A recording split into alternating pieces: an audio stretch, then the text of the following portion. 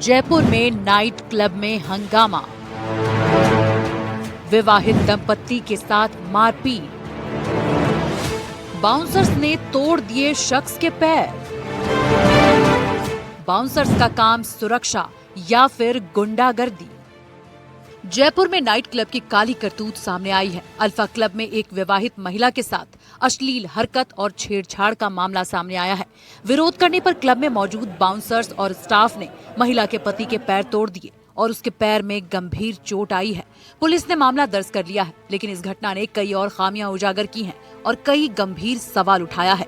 राजस्थान की राजधानी जयपुर के अशोकनगर इलाके में स्थित मशहूर क्लब अल्फा क्लब में 10 दिसंबर की देर रात एक दंपत्ति के साथ हुई छेड़छाड़ और हिंसक मारपीट ने पूरे शहर को हिलाकर रख दिया है। झोटवाड़ा की रहने वाली महिला और उसके पति क्लब में घूमने गए थे, लेकिन वहां की घटना ने उनकी जिंदगी में उथल पुथल मचाकर रख दी।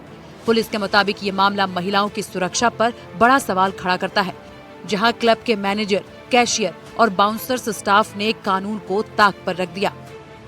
जयपुर के अल्फा क्लब में महिला के साथ छेड़छाड़, होटल मालिक पर छेड़छाड़ का आरोप। विरोध करने पर महिला को क्लब बाउंसर्स ने घेरा। महिला के पति ने बचाने की कोशिश की। बाउंसर्स ने महिला के पति पर किया हमला। महिला के पति को मैनेजर और बाउंसर्स ने पीटा। शख्स पर लोहे के सरिये से किया वार। हमले में महिला के पति के पैर तोड़े, हुआ फ्रैक्चर। महिला ने अपनी एफआईआर में बताया है कि वो पति के साथ क्लब पहुंची तो वेटर ने कहा कि मालिक उनसे प्राइवेट रूम में मिलना चाहते हैं।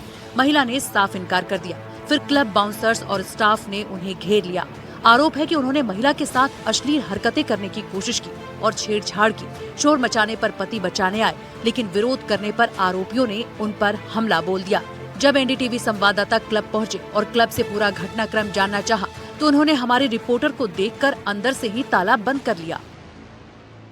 इस समय अशोक मार्ग पर हूं और जहां पर जो अल्फा क्लब है, जहां पर वो घटनाक्रम हुआ था 11 की रात को, जैसा कि पुलिस के अधिकारियों का कहना है। और वो जो कपल है, दंपति है, पति पत्नी है, वो इस क्लब में आए थे और उस महिला जो कि विवाहिता है, उससे यहाँ के जो बाउंसर है या स्टाफ है, उसने उसके साथ कुछ गलत कमेंट किया, अश्लील हरकत करने की कोशिश की, जैसा कि उसने एफआईआर में कहा है।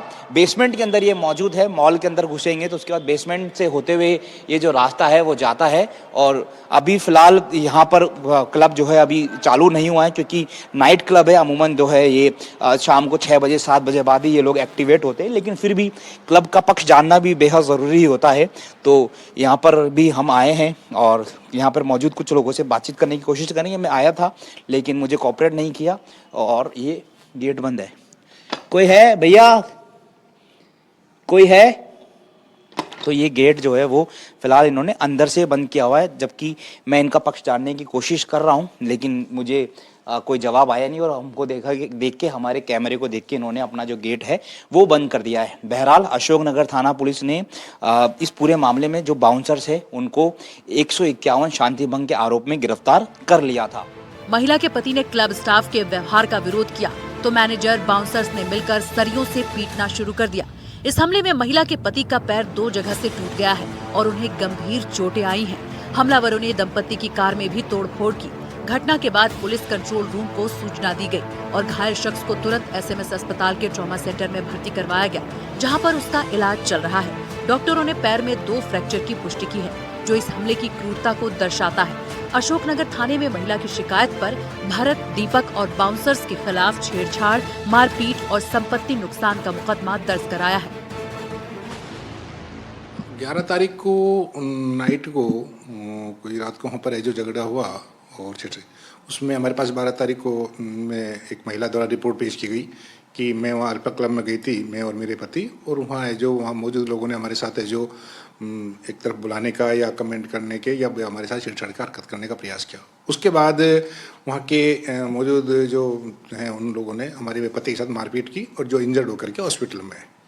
उसमें एफआईआर दर्ज करके आपके बाउंसर वगैरह जो काम करते हैं उनको तुरंत कार्रवाई करते हुए 151 बंद कर दिया गया है। प्रकरण में अनुसंधान चल रहा है।